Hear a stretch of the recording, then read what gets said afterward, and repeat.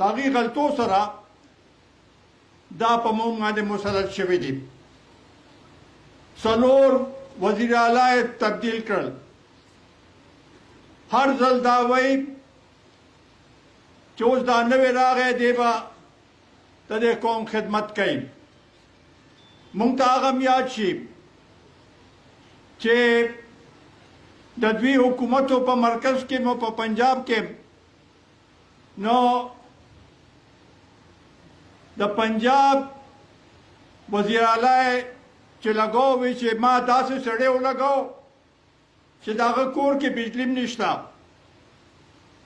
او هغه ډېر غریب دی. هغه چې کم لوټ مار په دغه 100 کال 3.5 کالو کې وکړو نو هغه اوس امیر ترین دغه علاقې ټول کې امیر ترین سړی دی.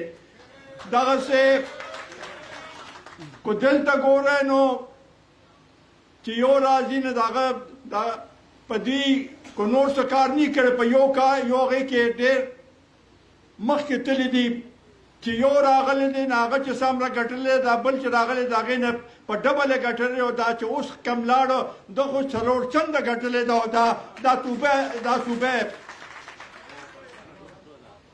ویرانه کړه.